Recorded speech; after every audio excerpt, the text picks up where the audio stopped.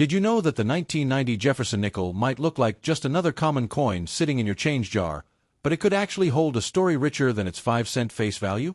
While millions of these nickels were minted and spent in everyday transactions, some specific varieties, conditions, and errors have turned this otherwise ordinary coin into a small treasure for collectors across the country. But what exactly makes a 1990 Jefferson nickel interesting, valuable, and worthy of attention? Let's dive into a fascinating journey behind this unassuming coin.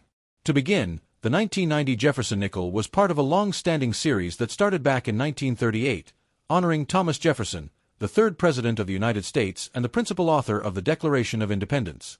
His profile has been a fixture on the obverse side of the nickel for decades. The reverse showcases his iconic Virginia home, Monticello.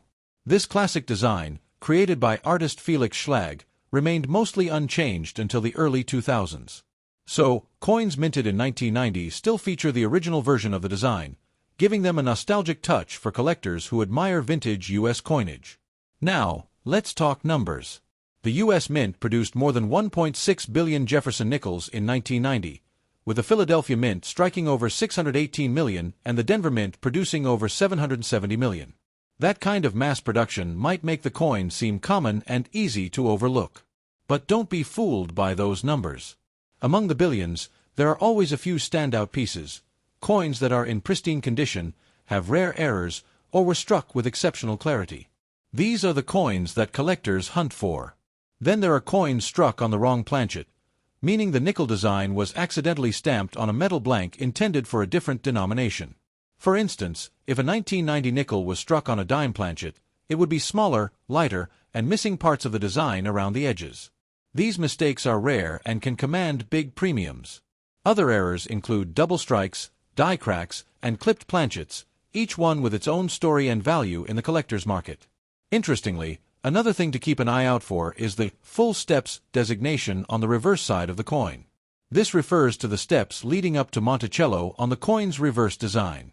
On many Jefferson nickels, these steps are weak or partially struck, especially on older coins. But if all 5 or 6 steps are sharply defined and fully visible without any breaks, the coin earns the full steps designation, a major value booster. A 1990 D. Jefferson nickel with full steps in a high mint state grade can be worth far more than a regular strike in the same condition. Some have sold for hundreds of dollars at auction. When it comes to proof coins, the San Francisco Mint issued a limited number of 1990 S. Jefferson nickels exclusively for collectors. These proof coins are specially made using polished dies and blanks to create a mirror-like surface and sharp details. They were not intended for circulation and were only sold in mint sets. If you come across a 1990 S nickel with a deep cameo finish, showing strong contrast between the frosted devices and the mirror background, that's a good find. While common proofs are worth just a few dollars, higher-graded examples or coins with special attributes can fetch even more. Collectors also pay attention to the metal composition. While modern nickels are made of a cupronickel alloy, 75% copper and 25% nickel, it's interesting to note how uniformity in metal content is important for both aesthetics and weight. Occasionally, off-metal errors occur, which can result in a 1990 nickel being struck on a foreign or incorrect U.S. planchet. These rare occurrences are valuable not only for their scarcity but also for how they intrigue error enthusiasts. Another factor that influences a coin's desirability is its provenance and how well it has been preserved over time. Coins that come from original mint sets, rolls, or sealed packaging typically fare better and are more likely to achieve higher grades. Many collectors specialize in roll hunting, going through bank rolls of nickels in search of valuable dates, high-grade examples, or interesting varieties. If you're lucky enough to stumble upon a 1990 nickel that's still frosty and untuned after decades of storage, you might just have a gem on your hands.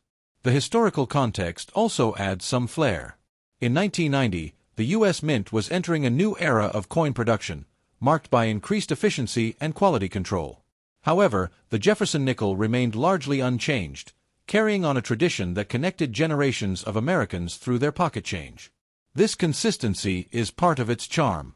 Even as other denominations underwent design updates or experiments with different materials, the nickel held onto its classic look.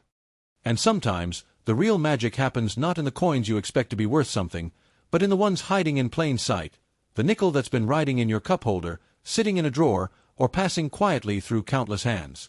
That's the beauty of coin collecting. Every coin has a journey, and every collector gets to be part of it. So next time you see a 1990 Jefferson nickel, take a moment. Flip it over, feel its weight, look at the details, and think about its history. Who knows, it might just be a hidden gem waiting to be discovered.